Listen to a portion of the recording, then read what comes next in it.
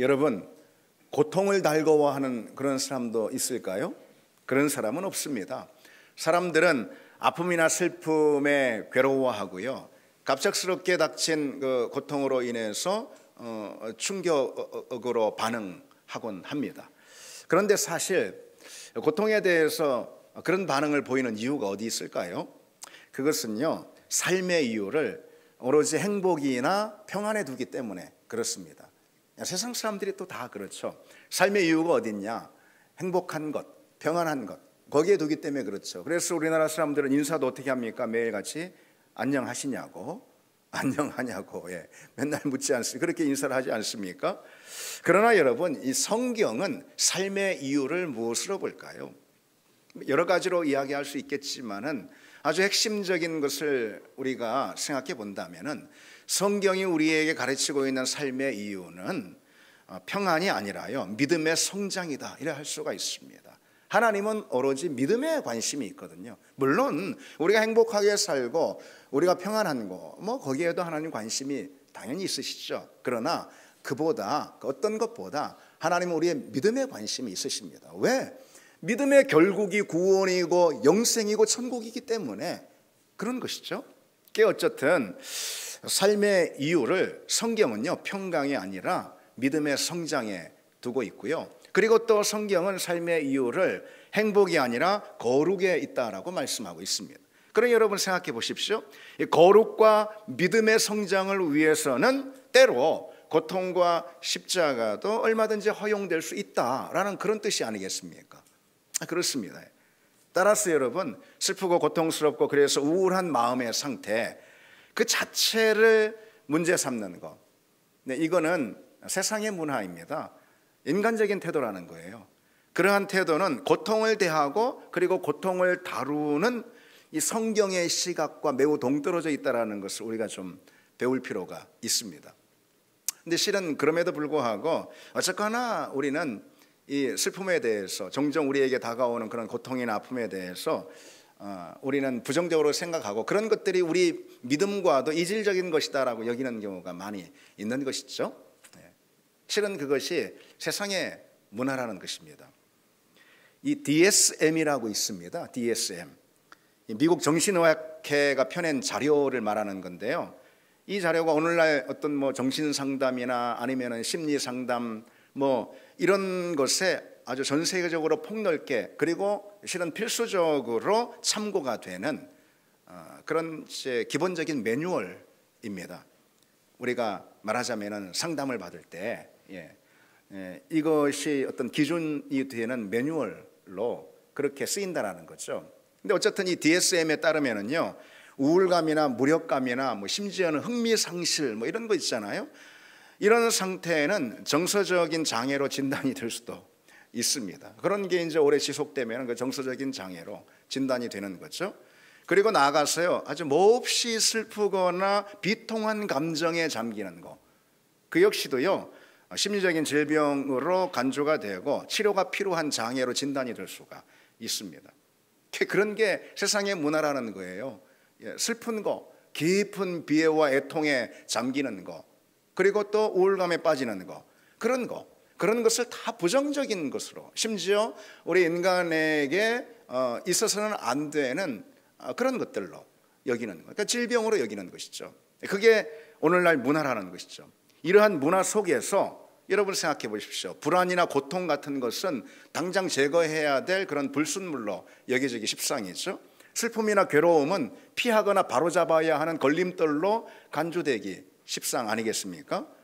여러분, 그렇다면 한번 묻고 싶습니다. 그렇다면은 십자가 위에서 고통 가운데 나의 하나님 어찌하여 나를 버리셨나이까 라고 부르짖는 그 주님에 대해서는 우리가 뭐라고 말할 수가 있겠습니까? 그리고 그 십자가상에서 주님께서 우리를 향해서 너희도 자기 십자가를 지라 라고 말씀하시는 그 주님의 요청에 대해서는 우리는 뭐라고 답을 해야 되겠습니까? 여기서 이 십자가라는 것은 당연히 고통이나 슬픔, 괴로움을 동반하는 그런 과정인 것이죠. 그래서 바울 같은 경우는 아주 노골적으로 너는 나와 함께 고난을 당하라 이렇게 권면하고 있습니다. 성경은요, 고통에 대해서 분명 다르게 대하는 걸 볼 수 있습니다. 고통에 대한 성경의 시각은 세상의 문화적 시각과 전혀 다르다라는 것이죠. 그래서 베드로전서 4장에는 이렇게도 말씀합니다. 사랑하는 자들아, 너희를 연단하려 오는 불시험을 이상한 일 당하는 것 같이 이상하게 여기지 말라. 너희를 연단하려고 다가오는 불시험을 이상한 일 당하는 것처럼 이상히 여기지 마. 불시험, 아픔이나 고통, 깊은 슬픔이나 좌절에 처할 만한 그런 상황들 있죠. 그런 시험, 그것을 이상히 여기지 말라. 그것은 우리에게 마땅한 것일 수 있고, 신앙인들에게 그것은 노멀한 상태일 수 있고, 그거 이상히 여기지 말라 라는 그런 말씀인 것이죠. 오늘 본문에도요, 그와 같은 메시지를 분명히 보여주는 그런 대목이, 장면이 나옵니다.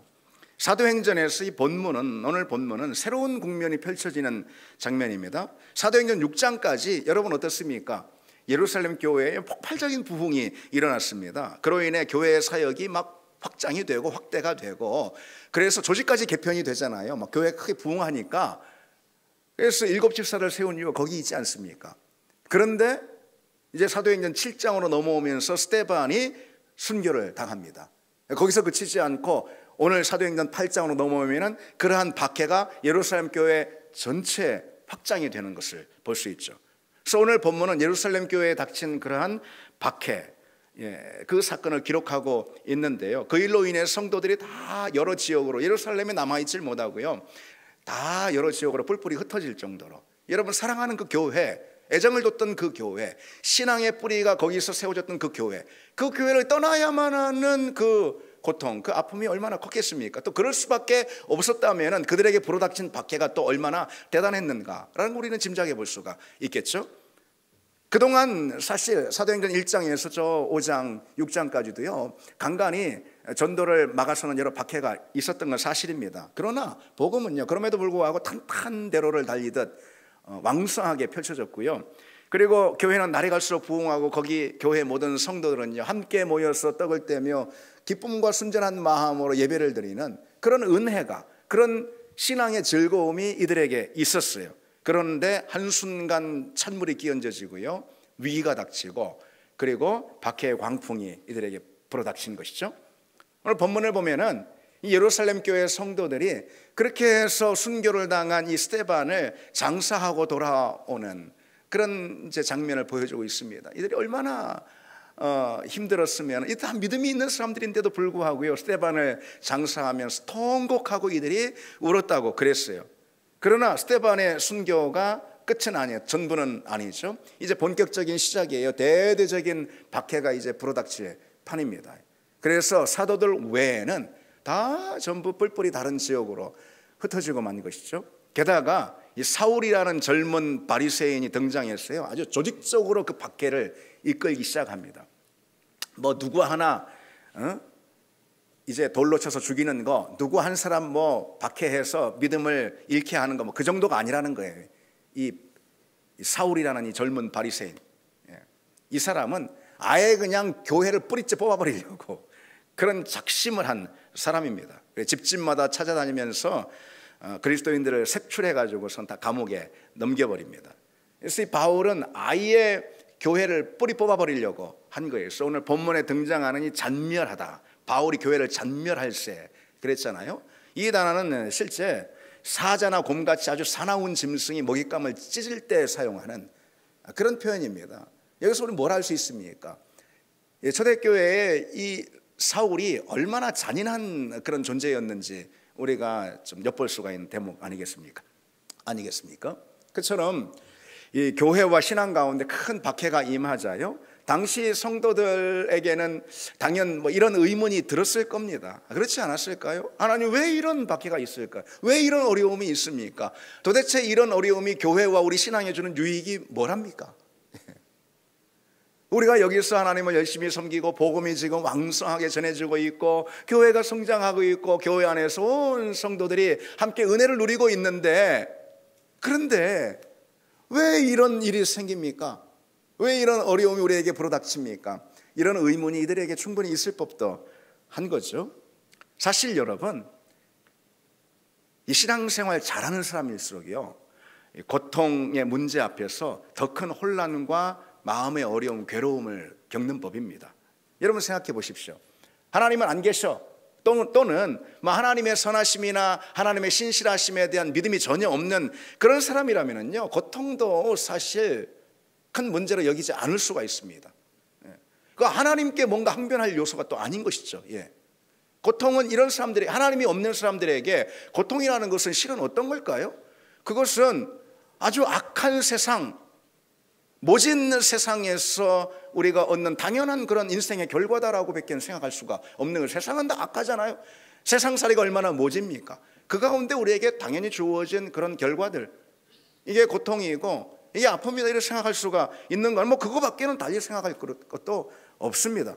그러나 하나님이 선하시고 선하신 그 하나님께서 자기 자녀를 사랑과 긍휼로 아끼신다라는 그 믿음을 가진 성도들에게는 고통이 하나님을 향한 그 신뢰의 의문을 불러일으키게 된다는 거죠. 하나님이 계시는가? 아니면은 하나님이 나와 함께 하시는가? 그런 의문 말이죠. 하나님의 선하심과 그분의 사랑을 신뢰하는 사람일수록 더 그렇습니다. 자기에게 갑작스럽게 닥친 고통에 대해서 그 이유를 묻는 것이죠. 아니 어떻게 이런 일이 있을 수 있나? 아니 왜 이런 어려움이 내게 계속 지속되는 것일까? 하나님은 과연 계시나? 그런 질문 말이죠. 그래서 내가 지금 겪고 있는, 내가 지금 부닥친 이런 고통이나 시련의 현장 때문에 힘든 것보다도 내 마음을 더 답답하게 하는 것은 그 가운데서도 아무 일도 안 하고 계시는 것 같은 그 하나님에 대한 원망과 속상함, 그것입니다. 그래서 실제로 시편 77편의 이 시편 기자도 이렇게 고통의 현장에서 묻고 있습니다. 나는 하나님을 생각하며 속상해했고 원망했으며 내 영이 어쩔 줄 몰랐습니다. 이렇게. 이 시편 기자는요, 자기가 마주하고 있는 그 시련과 그 광야, 그 고통의 현장 때문에, 그 현실 때문에 힘들었겠죠, 물론. 그러나 자기를 정작 속상하게 하는 것은 그거보다도 그 가운데서 아무 일도 안 하는 것 같은 하나님 때문에 내가 속상해했고 내 하나님을 원망했다라고. 그래서 내 영이 몹시 괴로웠다라고 그렇게 고백하고 있습니다. 그래서 여러분, 이 사실을 우리가 여기서 알 수가 있죠. 믿음은 고통의 문제를 우리에게 이해시켜 주기보다는 오히려 고통에 대해서 의문을 더 제기하게 만든다는, 믿는 사람일수록 더 그럴 수 있다는, 왜? 라는 의문을요. 하나님 왜 이런 일이 있습니까? 내가 신앙생활 잘하려고 그래도 좀 하는데 왜 이런 어려움이 나한테 있습니까? 그렇게 진심으로 하나님의 선하심과 하나님의 인자하심을 믿는, 그리고 붙드는 그 성도일수록 그런 의문은 더 커지는 법이죠. 그래서 신앙생활 가운데 오히려 더 괴로움이 많을 수가 있습니다. 그런데 여러분, 한번 생각해 보십시오. 사실 그러한 태도는요, 세상의 문화를 따라서 우리가 고통과 시련, 문제와 장애를 내게 나쁜 것, 내게 부정적인 것으로만 여기게 하는 그런 세상의 문화를 따라서 갖는 그런 의문, 그런 태도일 수도 있다는 것, 그 사실을 우리가 좀 점검할 필요가 있습니다. 그래서 여러분, 이 성경은 고통을 어떻게 대할까 우리가 좀 찾아볼 필요가 있어요. 그렇죠? 고통에 대한 성경의 시각은 무엇일까? 다시 말해서 성경은 고통을 무엇으로 우리에게 소개해주고 있을까? 그 점에 대해서 우리가 오늘 말씀을 따라서 좀 몇 가지 생각을 해보려고 합니다. 자, 첫 번째로 성경은 고통을 무엇으로 우리에게 소개하고 있을까요? 고통은 하나님의 은혜와 인도하심의 한 조각이다. 성경은 고통에 대해서 우리에게 그런 소개를 해주고 있습니다. 고통은 하나님의 은혜와 인도하심의 한 조각이다.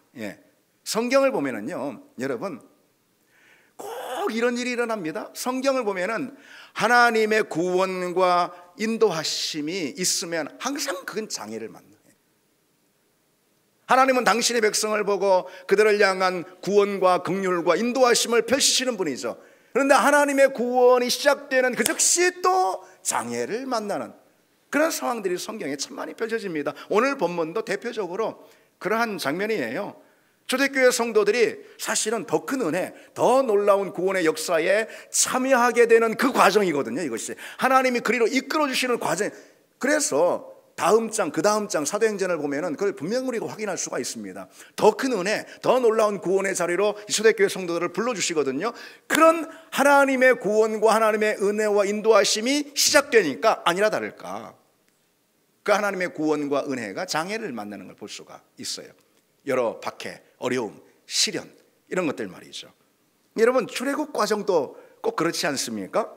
애굽에서 노예로 착취를 당하던 이 이스라엘 백성들이 거기서 부르짖으며 하나님께 간청하지 않아요? 그러니까 하나님께서 그 부르짖는 소리를 들으시고 누구를 보내시죠? 모세를 보내십니다. 그게 모세가 바로 앞에 서가지고선 하나님의 백성, 내 백성 광야로 데리고 나가겠다. 그러니까 바로가 거기서 그냥 놀래가지고 거기서 더군다나 이제 화를 또 내는 거죠. 예. 거기서 발끈 화를 내지 않으면 너희들이 이제 배불러서 그렇다. 예. 너희들이 몸이 편하니까 그렇지. 그래서 이제 그때 당시 이스라엘 백성들이 건축 현장에 노역자로 다 동원이 됐었습니다. 그게 착취를 받았던 것이죠. 그래, 큰 건설 현장에 동원이 된 그 이스라엘 백성들을 이제 그래 너희들이 이제 속이 편해서 그런가 봐. 이제는 전에는 다 짚을 주고 건축 자재를 다 제공해가지고선 그 할당량을 다 완수했지만 이제는 건축 자재 집을 아예 안 줄 테니 그럼에도 불구하고 이전에 했던 것처럼 할당량을 다 채워. 그런 어려움이 있으니 하나님의 구원이 출발됐잖아요. 그러자마자 이런 역경을 만나게 되는 것이죠. 문제가 발생합니다. 그런가 하면 우리가 잘 알듯이 드디어 출애굽을 하게 되잖아요. 출애굽을 한 이스라엘 백성들이 무엇을 만나죠? 홍해를 만납니다. 홍해를 건넌 이스라엘 백성들이 또 무엇을 만나죠? 아말렉을 또 만나. 아말렉과 또 치열한 전투를 벌입니다. 근데 그렇게 광야로 나왔습니다. 광야로 나왔지만은 이들에게 또 어떤 어려움이 있습니까? 처음에 광야 생활 그렇게 오래 할 줄 몰랐어요. 짧은 기간이라 생각했어요. 그런데 생각보다 훨씬 길어진 그 광야 여정 때문에 이들이 물도 또 양식도 다 떨어져 버리는 그런 곤경 가운데 이들이 처하게 됩니다. 인간적으로 볼 때는 하나님의 구원이 시작이 됐는데 그 놀랍고 위대한 하나님의 구원이 출발이 됐잖아요. 그런데 어찌 이런 문제와 시련이 닥치는가 의문이 들 수가 있는 것이죠. 그러나 우리가 성경을 통해서 알듯이요, 그 모든 문제와 장애들은 하나님의 구원의 한 조각이라는 것, 여러분 우리가 이 사실을 잊지 말길 바랍니다. 바로가 완고해져 가지고 이스라엘 백성들 노역을 더 늘리자 어떤 일이 일어납니까? 하나님의 권능이 임해서 바로를 치지 않습니까? 홍해 역시 어떻죠? 홍해가 갈라지는 기적이 일어나고 그리고 그 가운데 애굽의 모든 군사들이 수장되는 그런 놀라운 역사가 펼쳐지지 않습니까? 이후로 이스라엘 백성들의 가장 큰 공통의 신앙 고백이 뭔지 아십니까? 우리 하나님은 홍해를 가르시고 그 홍해의 모든 우리의 적을 수장시키신 분이다. 이것이 오고 오는 세대에 두고 이스라엘 백성들이 자녀들에게 하는 신앙 고백, 간증이었습니다. 이스라엘 공동체의 공통된 간증이 바로 그거예요. 홍해가 없었더라면 그런 간증도 역시 없는 것이죠. 그처럼 여러분 뭘 말하는 거냐면은 고통과 신의 자리에서 경험할 수 있는, 오직 거기에서만 경험할 수 있는 하나님의 특별하고 예외적인 은혜와 섭리, 하나님의 사랑이 있다, 하나님의 능력이 있다, 바로 그 얘기를 하는 것입니다. 우리가 인생의 광야로 들어갈 때마다요, 우리는 그 안에서만 만날 수 있는 하나님의 예외적인 성품, 또 특별한 은혜가 다 있다는 거예요. 아, 하나님께, 근데 평소엔 몰랐는데 인생의 광야, 이 고통의 자리에 들어서 보니, 아, 하나님께 이런 성품, 하나님께서 나를 이렇게 사랑하시는구나, 하나님께서 내게 이런 은혜를 주시는구나, 아, 하나님께 이런 기적과 이런 능력이 있다니, 그런 고백을 어느 자리에서 하게 된다는 거죠? 고통의 현장, 거기서 하나님의 특별하고 예외적인 섭리의 손길을 만날 때 우리는 그런 고백을 하게 된다는 거죠. 전에 만나지 못했던 하나님의 특별하고 은혜로운 그런 성품을 우리가 그런 자리에서 경험하게 된다는 거예요. 그 여러분 모두에게도 다 있을 것입니다. 저도 그렇습니다. 저도 돌아보면 어려움이 다 있었죠. 저는 목사니까 목회 현장 가운데서 여러 어려움을 만난 적들이 왜 없겠습니까? 다 있습니다. 그런데 돌아보면서 이런 생각이 듭니다. 그때의 그 어려움, 그로 인한 여러 고통과 시련, 이것을 평탄한 삶과 절대 바꾸지는 않을 것이다. 그런 생각이 듭니다. 인생의 광야인 바로 그 가운데서 만났던 그 하나님의 특별한 은혜와 사랑, 그 하나님의 음성, 그때 하나님의 특별한 인도하심, 그 역사하심, 그것을 경험했기 때문에 그런 것이죠. 그것은요, 다른 어떤 값을 치르고도 얻을 수 없는 선물 아니겠습니까? 그런 은혜는 다른 값으로 얻을 수가 없습니다. 그 인생의 광야의 현장에서 내가 누리게 된 선물이라는 것이죠.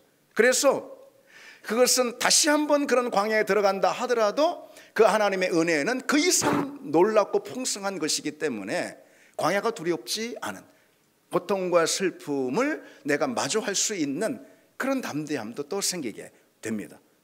여러분, 하나님은요 어떤 분이시냐면요, 당신이 어떤 분인지 우리에게 보여주시길 원하시는 분입니다.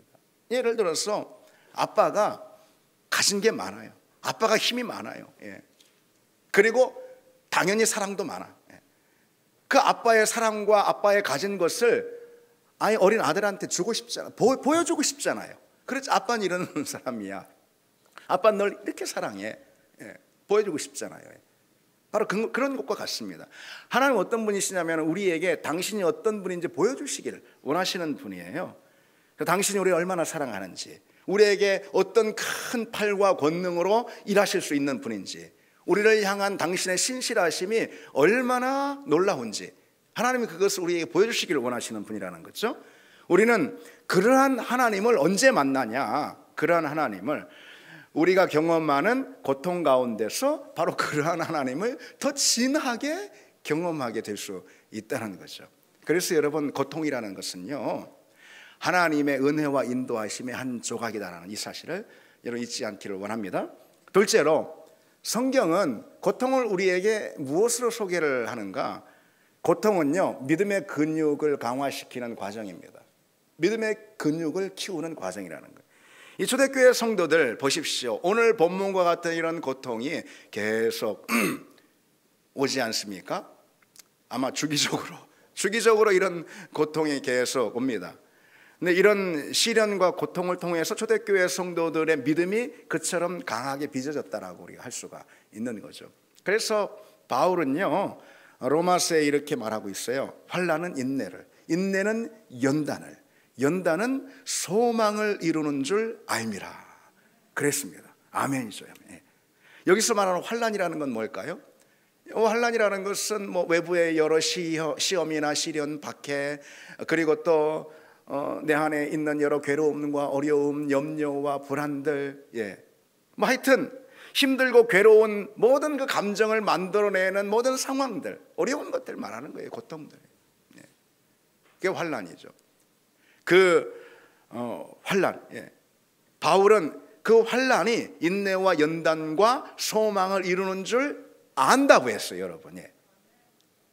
그러니까 한마디로 환난이 소망을 낳는다라는 걸 안다라는 거예요. 그러니까 여러분 이 주목해야 합니다. 무엇을 알았을까요? 공부해서, 성경 공부해서 아니라는 것이죠. 경험했다라는, 경험했. 환난이 결국은 인내와 연단과 소망을 낳는 것을 경험한 것입니다. 제가 늘 강조하지만은 여러분, 신앙은 이론이 아니라는 거죠. 신앙은 사건이고 경험입니다. 믿음은 뭐 설명되어질 수 있는 것이 아닙니다. 하나님은 지식으로 아는 분이, 하나님은 공부해서 아는 그런 분이 아니라는 거죠. 하나님은 만나서 경험하는 분입니다. 특별히 우리는 하나님을 어디에서 만난다는 거죠? 인생의 광야에서 우리는 하나님을 만납니다. 하나님은 사랑으로 우리를 인생의 광야 가운데 초대하십니다. 그리고 광야에서의 연단, 그 연단의 무게만큼 우리 믿음을 성장시키시고 우리 믿음의 근육을 키워주시는 그런 분이라는 거죠. 곤충학자인 찰스 코우만이라는 사람이요, 애벌레를 관찰합니다. 그 애벌레가 이제 나중에 나비가 되지 않습니까? 그 과정을 이제 관찰을 이제 오랫동안 추적하면서 관찰을 하는데, 그런데 어느 날 가만 보니까 애벌레가 이 작은 고치를 이렇게 뚫고 나와야 되잖아요. 그런데 이게 잘 뚫고 나오지 못하면 막 힘겨워가지고서 뭐 그냥 잘 뚫질 못하는 게 나오질 못하는 거예요. 그래서 너무 그것이 안타까워 보여가지고선 가위로다가 그 고치 이 구멍을 조금 뚫어줬어요. 조금 넓혀줬어요. 그렇게 하면은 얘가 쉽게 딱 나와가지고서 날개를 착 펴고 날 거다 이렇게요. 그런데 웬걸요? 그렇게 쉽게 빠져나온 고치 안에서 쉽게 빠져나온 그 나비는요, 날개를 그냥 땅에 축 늘어뜨린 채 조금 있다가 그냥 죽고 말았다라는 것이죠. 나비가 되기 위해서 필요한 게 있다는 거예요. 힘들지만은 스스로 고치를 뚫고 나와야 하는 거죠. 딱딱한 구멍을 뚫고 나오려는 그 나비의 발버둥, 그런 몸부림, 이것이 나비의 날개를 강화시켜줘 가지고 그래 나와 가지고선 이렇게 창공을 날아다니는 거예요. 그게 창조의 섭리인 거예요. 비단 나비뿐 아니라 우리 인생도 다를 게 없습니다. 고난이 없는 열매는 없습니다. 고난이 없는 열매는 없습니다. 믿음도 마찬가지입니다. 여러분, 교회가 시작될 때 여러 핍박과 시련들이 있었어요. 그것이 당시 초대교회의 그 강한 믿음을 만든 거예요. 보통 여러분, 우리는 그렇게 생각하잖아요. 초대교회 성도들의 믿음이 정말 강하고 정말 위대하고 대단했다라는 거, 강력했다라는 거. 그래서 온 지역 모든 영혼들에게 주의 복음을 강력하게 증거해서 우리가 알고 있는 그런 초대교회의 부흥을 일궜다라는 거. 여러분, 초대교회가 어떻게 그런 교회가 됐냐는 거예요. 어떻게 그런 교회가 됐습니까? 원래 그래서 그런 게 아니고 뭐 은혜를 많이 받아서 그렇다는 것보다도 초대교회는 하나님께서 그들의 믿음을 강화시키기 위한 그런 역경의 과정들, 고난과 시련, 인생의 광야를 통과했다라는 거예요, 성도들이. 그러니 그와 같은 강하고 담대한 믿음이 빚어질 수가 있었습니다.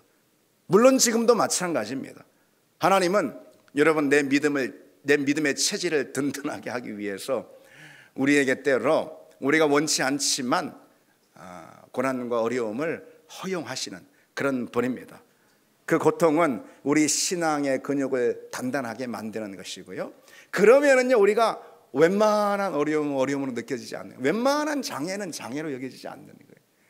초대교회 성도들이 2000년 후 지금 우리의 삶의 자리에 오면은 우리가 장애로 여기고 우리가 시련으로 여기는 것을 그들은 사실 그렇게 여길까 하는 상상을 해봅니다.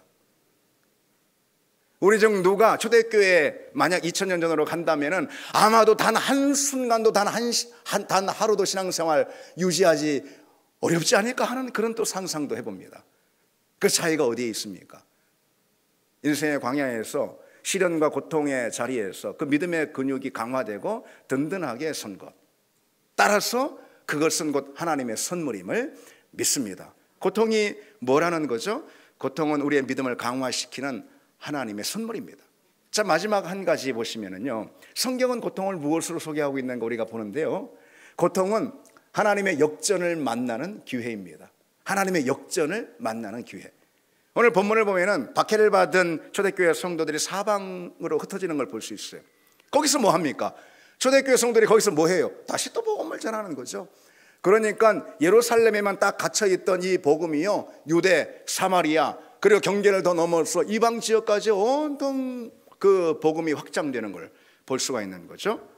사단은 여러분, 애초에 예루살렘 교회를 박해하고 딱 옥죄가지고선 거기 복음을 거기서 완전히 믿음을 꺾어버리려고 그렇게 했던 것이에요. 그러나 오히려 복음이 더 멀리까지 확장이 되는 그런 결과를 낳고 말하지 않았습니까? 그게 사단의 패착인 거죠. 그게 신학자 요한 알브레이트 벵겔이라는 사람이요, 오늘 이 본문을 주석하면서 바람이 불길을 더 크게 만들었다 이렇게 하고 있습니다. 박해의 바람이 불면은 복음의 불길이 더 크게 타오르는 거예요. 고통과 시련의 바람이 불면은 그러면은 우리 신앙의 불길이 더 활활 타오르게 된다는 거죠. 특히 여러분, 오늘 이 본문에서 이 대목을 주목해야 합니다. 본문에 이 박해를 하는 주동자, 초대교회 성도들을 막 박해하는 주동자가 누구로 등장합니까? 바울이잖아요. 바울은 막 앞장서서 복음을 막아서고 성도들을 막 옥에 넘기고, 그리고 교회를 뿌리째 뽑으려고, 잔멸하려고, 그렇게 아예 그냥 작정을 한 그런 사람이었어요. 예. 그런데 이 바울이 나중에 어떻게 돼? 우리가 잘 압니다.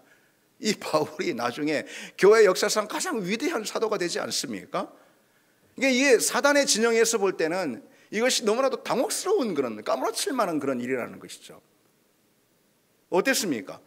사단은 자기 하수인으로 삼았던 자신의 가장 유능한 일꾼인 그 바울로 인해서 훗날 가장 부끄럽고 치명적인 패배를 당하지 않습니까? 이 바울에 의해서. 사단이 하는 일이 다 그렇다라는 거예요. 하나님이 하시는 그 역전의 역사 때문에. 처음에 교회는요, 일이 그렇게 전개될 줄 상상도 못했을 거예요. 아니, 저 바울이 상상도 못했을 거예요. 그러나 박해로 인해서 교회가 받은 고통은요, 오히려 더 큰 부흥을 가져오고 더 위대한 사도를 낳게 되고요, 복음의 경계, 그 경계가 넘어서 온 땅까지 증거되는 그런 기적의 역사, 그런 역전의 역사를 만나게 됩니다.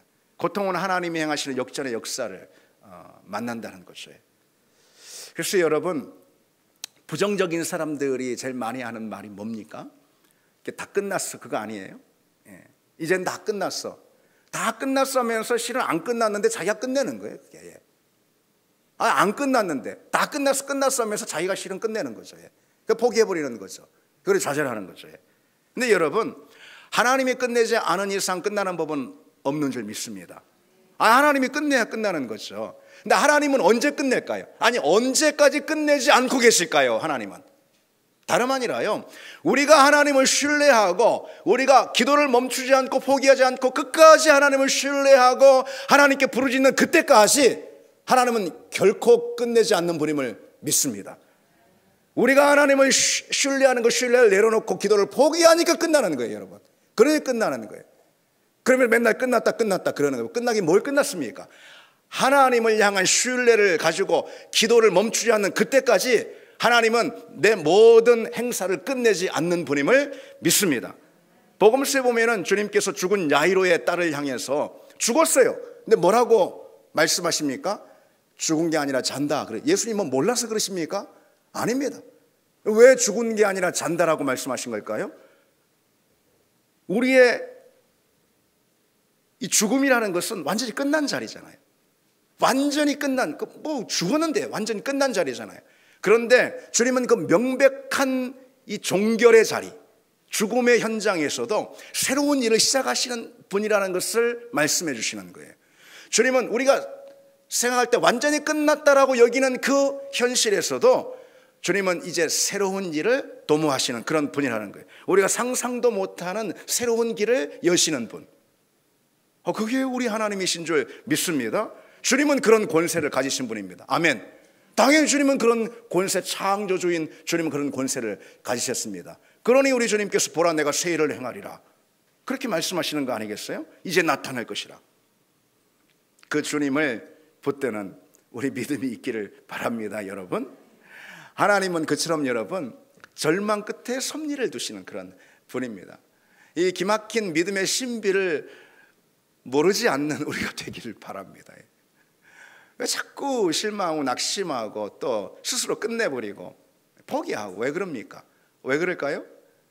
하나님은 절망의 끝에서 새로운 섭리를 준비하시고 시작하신다라는 그 믿음이 없기 때문이에요. 하나님은 절망 끝에 섭리를 두시는 분입니다. 그러니 우리는 정말 힘든 순간에도요, 완전히 이제는 뭐 할 게 없다, 그렇지, 나는 할 게 없죠. 그러나 하나님이 하신다라니까요. 그게 완전한 실패라 여기는 그 순간에도 그게 전부가 아니라는 것을 우리가 기억해야 합니다. 하나님은 그 고난과 시련, 절망의 현장에서 우리가 상상하지 못하는 새로운 일을 착수하시는 그런 분입니다. 그래서 이사야서 61장에 이렇게 하나님이 당신을 소개하고 계세요. 제 대신 화관을 씌워주시며 슬픔 대신에 기쁨의 기름을 발라주시고 괴로움 대신에 찬송의 마음을 솟아나게 하시는 분이다, 이렇게 소개합니다. 하나님은 슬픔 대신 기쁨, 슬픔을 기쁨으로 바꿔주시는 분이고, 하나님은 괴로움을 찬송으로, 절망을 소망으로 역전시켜주시는 분이다. 우리 하나님은 능히 그러시는 분이다. 여러분, 그 하나님을 붙든 우리가 되기를 바랍니다. 그러니 여러분, 우리가 정말 붙들어야 할 중요한 사실이 하나 있어요. 우리 하나님이 그런 분이시기 때문에 우리가 정말 붙들어야 할 중요한 사실 뭘까요? 당연히 그것은 기도입니다. 어떤 기도요? 포기하지 않는 기도입니다. 예, 기도를 멈추지 않는 거예요. 포기하지 말고 계속하는 거예요. 특별히 우리는 기도할 때 어떻게 기도해야 하냐면요, 하나님이 우리와 세우신 언약을 붙들고 기도하는 게 참 중요합니다. 예, 여러분, 언약을 붙드는 믿음이 얼마나 중요해요. 하나님이 아브라함에게 100세가 됐을 때 아들을 허락하시잖아요. 이거는 뭐 인생 역전 아니겠어요. 예. 이런 역전의 역사 왜 일어났습니까? 하나님이 아브라함에게 애초에 언약을 하셨기 때문이거든요. 이스라엘 백성들이 그 험한 광야를 통과해서 그 오랜 세월을 지나서 결국은 그 금성 철벽인 여리고를 무너뜨리고 가나안으로 들어가지 않습니까? 이 기적의 역사 왜 일어났습니까? 이 기적의 역사가 왜 주어졌습니까? 하나님이 이스라엘에게 약속하신 언약이거든요. 그게 언약이에요. 언약. 예. 그 모든 역전의 기적은 하나님의 언약, 하나님께서 당신의 언약에 응답하신 결과라는 거예요. 여러분, 그처럼 하나님과 우리는요, 언약의 관계입니다. 이게 참 중요합니다. 언약이라는 말은 이제 쉽게 말해서 이렇게 설명할 수 있어요. 쉽게 말해서 언약이라는 것은 결혼 관계, 언약의 관계는 결혼 관계라고 할 수가 있습니다. 그래서 이런 거예요. 하나님은 영원히 우리의 하나님이 되시고 우리는 영원히 그분의 백성이 되는 거, 이거예요. 하나님은 우리의 신랑이 되시고 우리 주님은 우리의 신랑이 되시고 우리는 그분의 영원한 신부가 되는 거, 이게 이제 결혼 관계, 언약이에요. 그게 언약입니다. 그 언약은요, 우리에게 무엇을 요청하냐면은, 언약은 결혼 관계라고 그랬잖아요. 하나님이 우리에게 다가오셔서 약속하신 거예요. 너는 내 백성이야, 나는 너의 하나님이야. 그래서 우리는 그 언약 안에서요, 이제는 오직 하나님만 사랑해야 되는 거예요. 오직 우리 시선을 하나님께만 둬야 하는 거예요. 우리 마음을 하나님께만 향해야 하는 거예요. 그것이 언약이 우리에게 부과하는 의무인 것입니다. 그런데 언약이 부과하는 의무는 우리에게만 있는 게 아니에요. 하나님께도 있는 거예요. 언약은 상호에게 있는 거니까. 그렇지 않습니까? 그 언약은 하나님이 우리 하나님이 되신다라는 그 언약은 하나님께 어떤 의무를 부과할까요? 하나님이 우리를 끝까지 놓지 않고 사랑하시는 거예요. 우리를 눈동자같이 지키시는 거예요. 변함없는 은혜의 손길로 우리를 돌보시는 것입니다. 그것이 언약이, 하나님 스스로 맺으신 그 언약이 하나님 당신에게 부과하는 의무라는 것이죠. 자, 보십시오. 기도를 어떻게 해야 될까요? 기도는 그 언약 안에서 하는 거예요. 기도는 감정에 호소하는 게 아닙니다. 기도는 언약에 호소하는 거예요. 하나님 내게 맺으신 그 언약 있지 않습니까? 하나님 당신이 나를 자녀로 삼으시고 그리고 나에게 복 주시고 내 믿음을 든든히 세워주시는 거, 그래서 내게 영생을 허락해 주시는 거, 이게 하나님 당신이 내게 주신 언약 아닙니까? 바로 그 언약을 붙들고 하나님을 그 언약 안에 묶을 때 우리의 기도는 비로소 하나님의 응답을 얻는 능력이 될 줄 믿습니다. 우리는 기도 가운데 하나님을 언약에 묶어 매는 것입니다. 그러면 하나님은 우리의 기도에 반드시 응답하실 줄 믿습니다. 이제 말씀을 맺겠습니다. 성경은 고통을 어떻게 소개한다고 그랬죠? 하나님의 은혜와 인도하심의 한 조각으로, 그리고 믿음의 근육을 키우는 과정으로, 그리고 하나님의 역전을 만나는 기회로 소개하고 있습니다. 우리는 그 하나님을 붙들고 끝까지 기도를 포기하지 않는 여러분 되길 바랍니다. 우리 같이 이 찬양 드리겠습니다.